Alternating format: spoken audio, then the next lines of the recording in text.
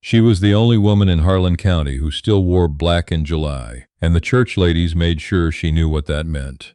Elspeth Crane sat at the very end of the long trestle table in the Fellowship Hall of First Baptist, Dorado Flats, Nevada, in the summer of 1883. The table could seat 40. 39 of those seats had been claimed with quiet, deliberate intention by everyone except her. The nearest person, Genevieve Morrow, the bank president's wife, had placed her Sunday hat on the empty chair between them, as though reserving it for someone who would never come. No one would come. No one had come to sit beside Elspeth in 7 months. The hall smelled of roasted corn and peach preserves, and the particular kind of sanctimony that settles into wood when enough righteous people gather in the same room for long enough. It was the annual 4th of July community supper, a tradition older than the town itself, back when Dorado Flats had been nothing but a single assay office and a dream of silver beneath the desert floor. Now it was a proper town, with a proper courthouse and proper citizens, all of them sitting as far from Elspeth Crane as manners would permit. She kept her eyes on her plate. The pulled pork sat untouched. Her hands folded in her lap were still. She was 24 years old, and she felt 100. 6 months ago, her husband, Daniel Crane, had been the chief accountant for the Dorado Flats Silver Trust, a cooperative fund that pooled investment returns for 53 mining families. Daniel had been meticulous, quiet, honest to a fault. He had kept his ledgers in a hand so precise that old Mr. Sumner at the assay office once said it looked engraved rather than written. In January, $31,000 in trust certificates had vanished from the cooperative's vault. 2 days later, Daniel was found dead at the bottom of Caliche Canyon, his horse standing riderless at the rim. The inquest, overseen by Justice of the Peace Orland Pruitt, lasted 4 hours. The verdict was rendered in 3.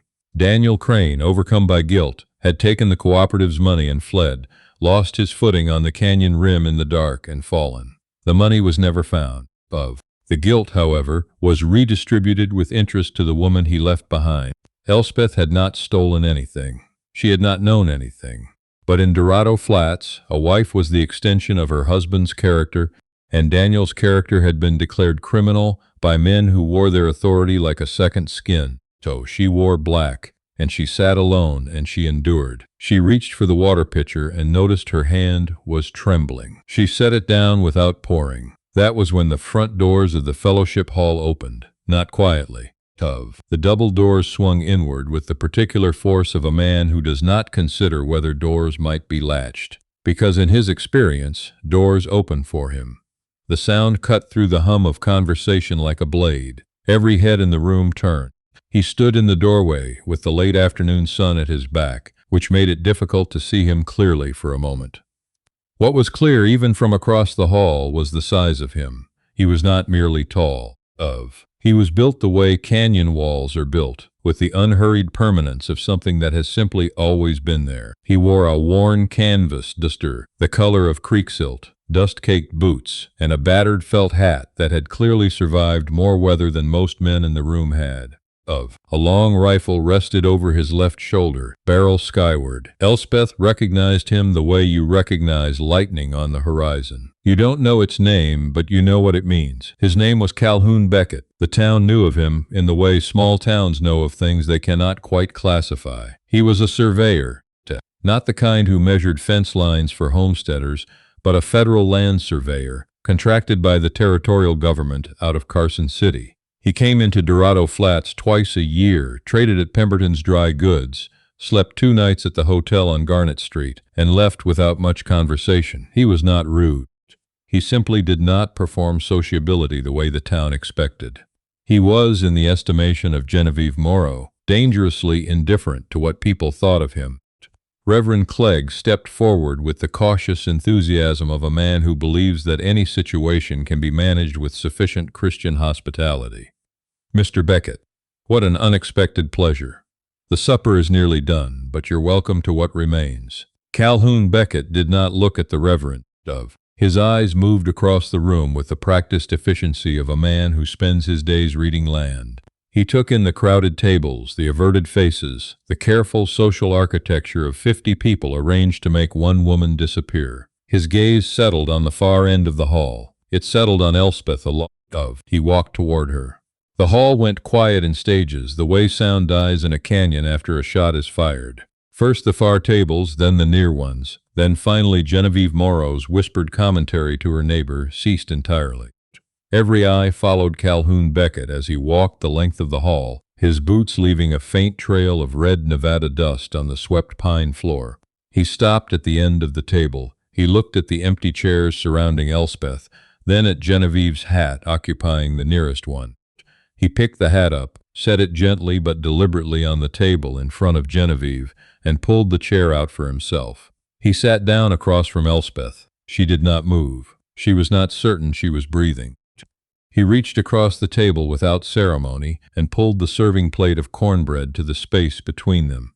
Then he looked at her, and his eyes were the pale gray-green of sage after rain, and they held no pity in them at all. "You going to eat that pork or just apologize to it?" he said. Elspeth blinked. It was such an unexpected thing that something almost like a laugh moved through her chest before she could catch it. "I haven't much appetite," she said, her voice low.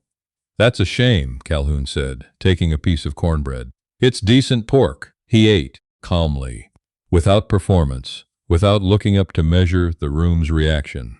Elspeth slowly picked up her fork. Around them, the hall began to breathe again. Gradually, reluctantly, with the particular embarrassment of people who have been caught performing cruelty and suddenly cannot remember why they started. "You shouldn't sit here," Elspeth said, not looking at him. "They'll say things about you." "They already say things about me," Calhoun replied. He took a sip of water. "Doesn't appear to have slowed me down much. It's different for a woman." He was quiet for a moment. Then he said, simply, "I know."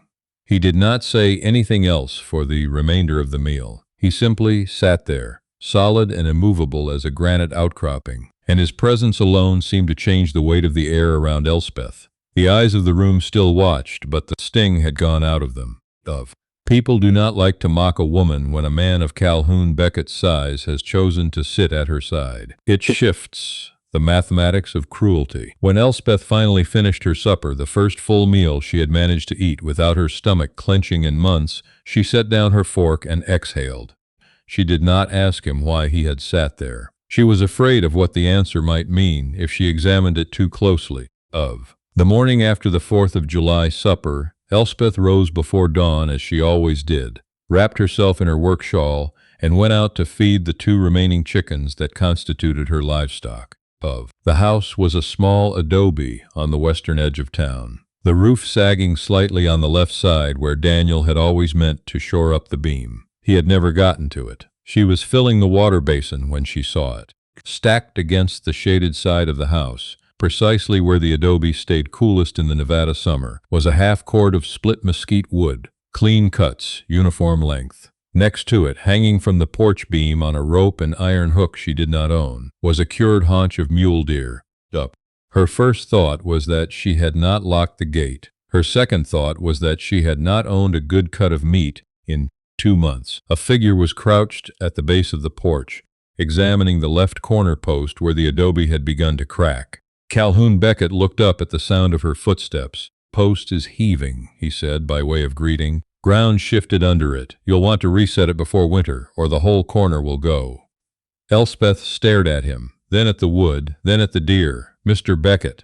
"Calhoun, I cannot accept." "You need the wood for the cook stove," he said, standing. He was even larger in the early morning light than she remembered from the hall.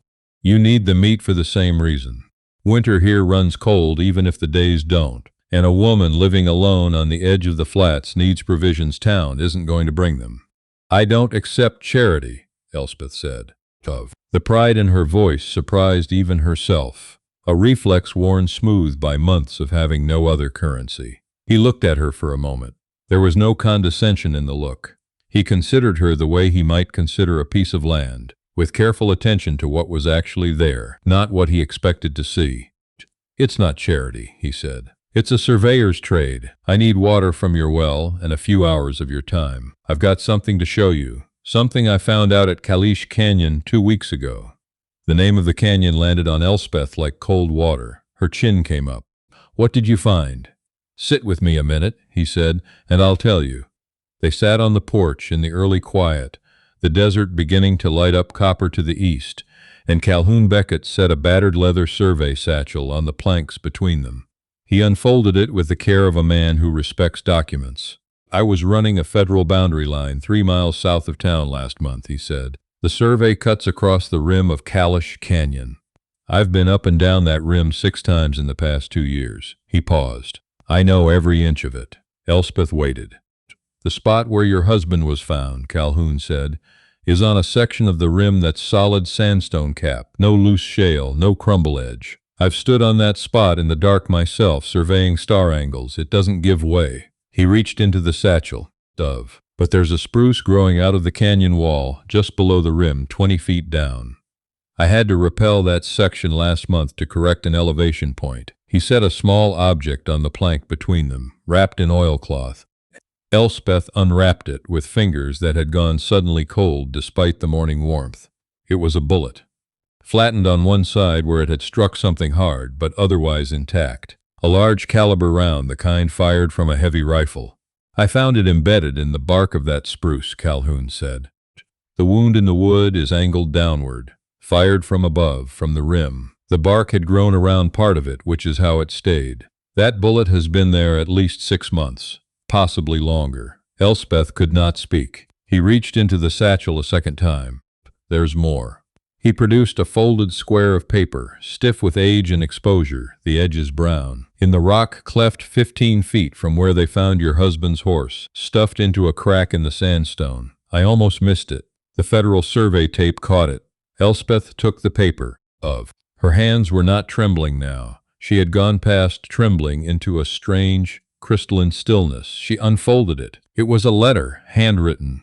She recognized the script instantly, had seen it every morning of their 4 years of marriage in ledger margins and grocery lists and notes left on the kitchen table. Daniel's handwriting, precise as engraving. She read it twice before the words arranged themselves into meaning. It was addressed to no one. It was a man writing to himself or to whatever record might outlast him. Dove. The date at the top was the 14th of January, 2 days before Daniel was found at the bottom of the canyon. "I have discovered a second set of transfer orders, backdated, bearing my forged signature, directing $31,000 from the Cooperative Trust to private accounts. I have the original transfer orders and the forgeries both. The accounts belong to Justice Pruitt and Sheriff Aldrich Tyne. I cannot go to the law. I cannot go to Pruitt. He is the law. I am writing this down in case I cannot get out of this county alive. My wife must not be made to carry what these men have done." Elspeth's eyes stopped at my wife. She sat with those 2 words for a long moment. The desert light was coming in sideways now, catching the dust motes above the porch rail. "He knew," she said. It came out barely above a whisper. "He knew," Calhoun said quietly. "And they killed him for it." She did not cry.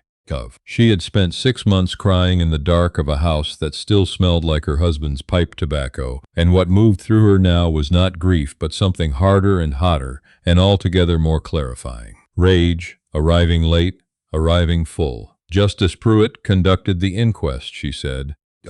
"Yes. And Sheriff Tyne led the search party that found Daniel." "Yes, they found his body," Elspeth said slowly, "and then they stood in that courthouse and called him a thief." "In front of you," Calhoun said. His voice held something controlled in it, like a fire built with intention. "In front of the whole town." Elspeth set the letter down on the oilcloth with the care of something sacred. She looked out at the desert. A roadrunner cut across the yard, quick and unbothered, gone into the brush. "We cannot go to Tyne," she said. "And Pruitt controls the county judiciary, which is why we need federal jurisdiction," Calhoun said. He leaned forward, forearms on his knees. "I work for the Territorial Land Office out of Carson City. I know the deputy marshal there, a man named Thornton Greer. He's a straight-line man. Honest in the way that makes him unpopular at dinner parties and unimpeachable in court. If we can get this letter and that bullet to him, Pruitt and Tyne will be finished." "Carson City is 200 miles from here," Elspeth said. "Through the high desert in July." "I've ridden worse," Calhoun said. "I wasn't suggesting you hadn't." She met his eyes. "I'm coming with you." He looked at her for a long moment. She expected an argument and prepared her rebuttal. Instead, he said, "I know you are. That's why I came here first." They did not have long. Elspeth had barely begun packing her necessities, her father's pocket watch, her wool riding cape, Daniel, a skinning knife she'd kept behind the flour tin, when the sound of hooves reached her from the road. She moved to the window. Sheriff Aldrich Tyne rode into her yard at the head of 2 deputies, his silver badge catching the light with ostentatious precision. He was a lean, sun-weathered man, with the particular handsomeness of someone who has never doubted his own authority long enough for it to corrupt his posture. He dismounted with the ease of a man arriving for a pleasant errand. Elspeth stepped onto the porch. "Mrs. Crane." Tyne tipped his hat. The warmth in his voice was the practiced warmth of a man who had learned that people trust a smile. "Folks are saying you had an unusual dinner companion last evening. A federal surveyor doesn't usually take his meals at the sinner's end of the table." His eyes moved past her, to the freshly stacked wood, the deer haunch, the leather satchel sitting just inside the door. His smile tightened. "Looks like Mr. Beckett's been providing for you, Mr. Beckett sat where there was an empty chair, Elspeth said. "Same as anyone. Now, Elspeth." Tyne descended from his horse slowly, deliberately, one hand resting on the grip of his revolver. "Not a threat. A reminder. Your husband put this town through considerable pain. People are trying to forgive and move on. If you go and start associating with outside agitators, federal men with long noses and short jurisdictions, well, it makes folks nervous. And nervous folks have long memories about debts." "I owe no debt," Elspeth said. The cooperative might see it differently. Let them see what they like." Tyne's eyes went cold in the way that certain men's eyes go cold. Quickly, completely, as though the warmth was never structural, he stepped toward the porch. "I'm going to need you to tell your friend to pack his equipment and move his survey line south today. There's no federal business on the Caliche Rim that can't wait until spring."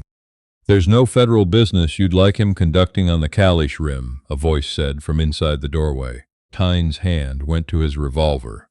Calhoun Beckett stepped out onto the porch, holding a tin mug of water, moving with the unhurried ease of a man who has assessed the situation from 3 different angles before speaking. He was not armed visibly, but he was large enough that visibility hardly seemed the point. "You're obstructing a federal survey, Sheriff," Calhoun said, his voice carrying the same matter-of-fact quality he might use to describe a property line. "And you're doing it on private property, on a woman's porch, with your hand on a gun. That's a lot of things to be doing before noon." Tyne stared at him. Behind him, one deputy was very still. The other had his thumbs in his belt and was staring at the middle distance. "You've got no authority here, Beckett. The Territorial Land Office does," Calhoun said. He sipped his water. "You want to have that conversation with Deputy Marshal Greer in Carson City. I'm happy to arrange it. He's a thorough man. Loves paperwork." Something moved behind Tyne's eyes. A calculation, the arithmetic of how much he could do here now, without generating the precise kind of documentation he most needed to avoid. He stepped back. "You're making a mistake," he said to Elspeth with the softness of a man who means it as a threat. "Both of you." "I've had worse advice," Elspeth replied. Tyne mounted his horse without another word, spun it, and rode back down the road in a cloud of red dust. The 2 deputies followed, one of them glancing back over his shoulder at Calhoun with an expression Elspeth couldn't quite read. Not hostility, exactly. Closer to calculation. When they were gone, Calhoun set the mug down on the rail. He watched the dust settle. "We have maybe 4 hours before he decides that a legal problem is easier to solve without the person holding the evidence. I'll be ready in 20 minutes, Elspeth said. She was ready in 15. They rode west out of Dorado Flats in the long slant of late afternoon, threading into the scrub hills behind her property, before cutting north on a dry wash that Calhoun knew from his survey work, and that appeared on no civilian map. The desert in July was not forgiving, but it was honest. It made no pretense about what it was. Elspeth rode well. She had grown up on horseback in the high flats east of Reno before her family came south following her father's work at the smelter. She did not complain about the heat or the pace. She kept her eyes forward and her thoughts interior, and Calhoun noticed and did not fill the silence unnecessarily, which she appreciated more than she could say. On the second night, they sheltered in a dry ravine cut by an ancient watercourse, the canyon walls still holding the warmth of the day's sun. Calhoun built a fire in the deepest bend of the ravine where the light would not carry, and they ate dried venison and hardtack and drank coffee from a battered tin pot. And the stars above Nevada were so numerous and so close that it seemed possible to simply reach up and adjust them. Elspeth sat with her knees drawn up, the fire between her and Calhoun, Daniel's letter folded inside her riding jacket against her chest. "How long have you been doing this work?" she asked. "The surveying, 11 years, Calhoun said. He was feeding mesquite into the fire in careful increments. Started as a chain man when I was 19. Ran lines in Utah Territory, then New Mexico, then up here. Do you like it?" He considered this with the seriousness of a man who does not offer opinions casually. "I like that the land doesn't lie," he said finally. "A line is where it is. You measure it wrong, you measure it again. The ground doesn't change its story to suit you." Elspeth looked at him across the fire. "Is that why you noticed? At Caliche Canyon. Because the ground wasn't telling the same story as the inquest." Calhoun was quiet for a moment. "The inquest said your husband lost his footing on a crumbling rim and fell. I'd surveyed that rim. The sandstone cap there is solid. There's no crumble. A man doesn't fall off solid sandstone in the dark unless someone helps him." He paused. "I thought about whether to bring it to you. For about a week, I thought about it." "Why did you?" He looked up from the fire. The sage direct and uncomplicated in them, the way the desert holds the sky. "Because you've been sitting alone for 7 months carrying something that wasn't yours to carry, and the people who put it on you knew it wasn't yours." Elspeth exhaled slowly. The fire popped. Somewhere far out in the dark, a coyote called once and went silent. "I'm not fragile," she said, "not defensively, simply as information." "I know," he said. "Fragile women don't finish their pork at a table full of people who hate them." There it was again, that involuntary thing in her chest that was not quite a laugh, but was in the same family. She pressed her lips together against it and looked at the fire. "They'll come after us," she said. "They'll try to come after us," Calhoun said. He reached into his coat and checked the cylinder of his revolver with the practiced gesture of a man who does it often enough that it's become as routine as checking a watch. "Tyne's a careful man. He'll want to catch us before we reach the territorial border. After that, his influence runs thin." "How far to the border?" "Tomorrow evening if we push." "Then we push," Elspeth said. They did not sleep much that night. By the third morning they were climbing into the high desert plateaus north of the Humboldt Sink, the land opening up around them in vast, bare panoramas that made every sound carry too far. Calhoun rode ahead, reading the terrain with the automatic fluency of long practice. Elspeth kept pace behind him, watching the ridge lines. She saw the riders first, 3 of them coming fast from the southeast, cutting across an angle that would intercept them at the dry lake bed ahead. Calhoun, he had already seen them. He pulled his horse up and turned in the saddle, his face giving away very little. "How are you with a rifle?" he asked. "Adequate," Elspeth said. It was the honest answer. She had grown up hunting jackrabbits with her father's Winchester, and she had not forgotten. He handed her the long rifle from his saddle scabbard without ceremony. "Adequate will do." They pushed their horses into the shallow cover of a dry wash, just as the riders came around the shoulder of a ridge and pulled up at the sight of them. Elspeth recognized 2 of them from Tyne's departing party at her house. The third was a man she did not know, with the look of someone hired for his capabilities rather than his principles. Tyne was not among them. That meant he was somewhere else, or he had sent these men so that his own hands stayed clean for the record. Mrs. Crane. The nearest deputy, a blocky man named Sissel she knew from the mercantile, pulled his horse up 20 yards out. "Sheriff Tyne requests that you come back to Dorado Flats and submit those documents for review by the county judiciary, Justice Pruitt's judiciary," Elspeth called back. "It's the proper authority. It's a compromised authority," Calhoun said. His voice carried flat and clear across the open ground. "Those documents are evidence in a federal matter. They go to Deputy Marshal Greer, and your sheriff knows it." Sissel's jaw tightened. He turned to the man beside him, the hired one. A look passed between them that Elspeth understood before it resolved into action. She was already bringing the rifle up when the hired man reached for his weapon. The shot was not from her. Calhoun had moved before she had fully registered the motion, stepping out from the cover of the wash, his revolver leveled. The crack of it across the open desert was enormous. The hired man's horse screamed and shied, the bullet having taken his hat clean off his head.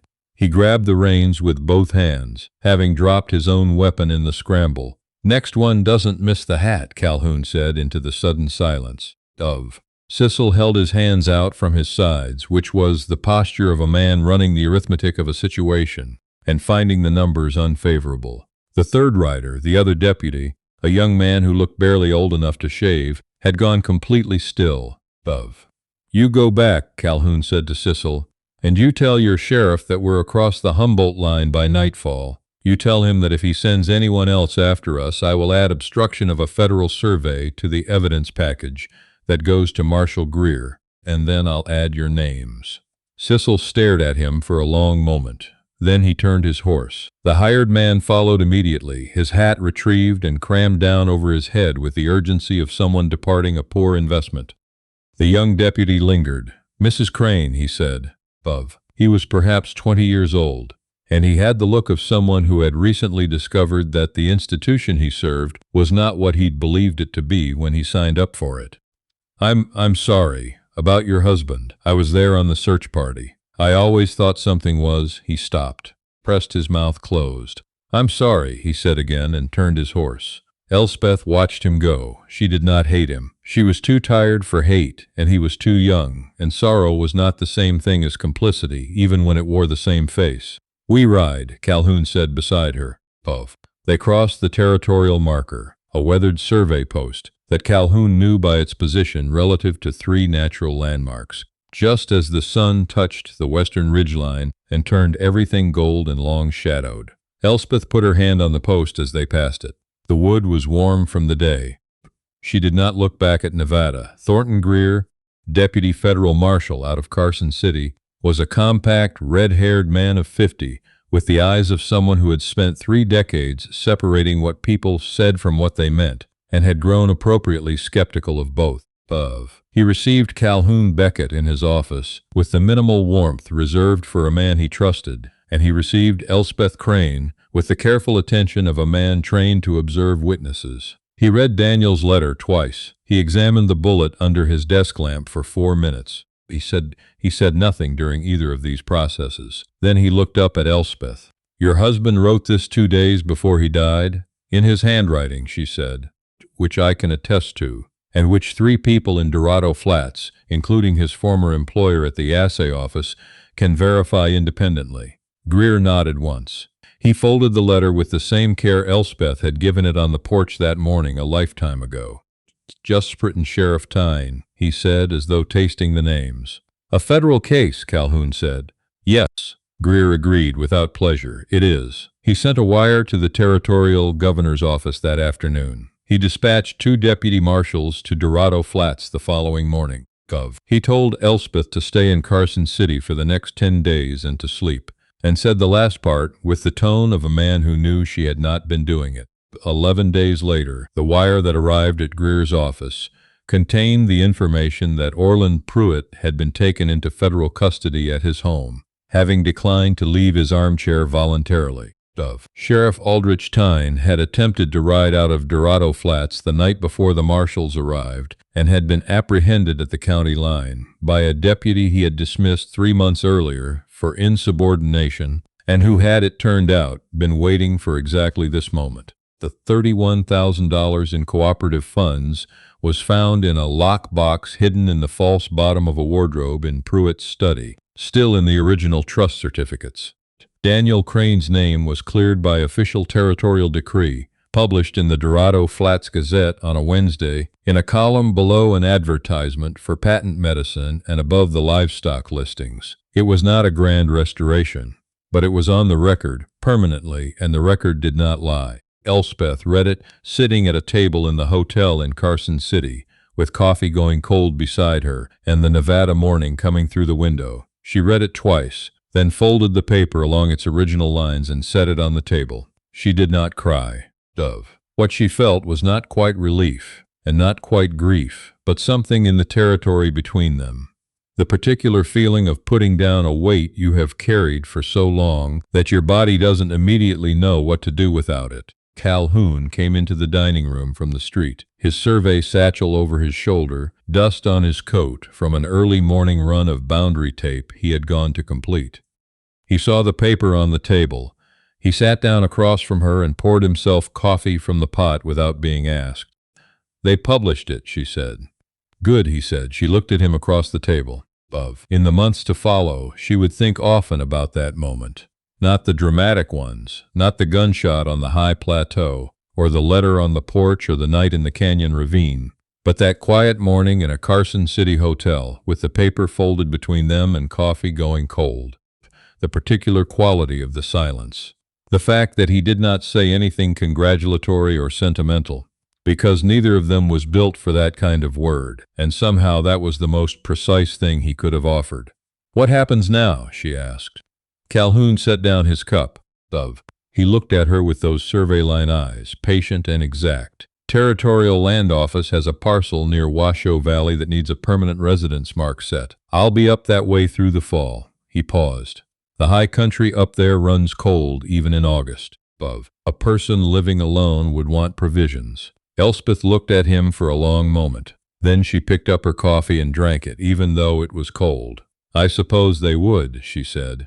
The house they built that autumn on the eastern slope of the Carson Range was not large. It was solid, though, set on bedrock that a certain federal surveyor had verified would not heave or shift, with a porch that faced east so the desert light came in first thing in the morning. Elspeth planted sage along the fence line because she had grown up with the smell of it, and because nothing in Nevada that the wind could carry would take it from her. The people of Dorado Flats sent letters in the winter, some apologies, some excuses dressed as apologies, some simply news of the town as though nothing particular had happened. She read them when they came and responded to some and left others. She did not need their accounting. She had her own. On a morning in November, with the first snow coming off the Sierras, in long, lazy curtains, and the sage silver with frost along the fence, Elspeth Crane stood on her porch and watched Calhoun ride in from the high line, his pack horse loaded, his breath making small clouds in the cold air. He saw her on the porch and raised one hand in the way he had, the quiet acknowledgement of a man who does not waste gestures. She raised hers back. She had been the woman the whole town refused to see. Now she lived above the town entirely, on ground that did not lie, at a table where no one had ever counted the empty chairs. She had set the table herself, and it held exactly what she needed.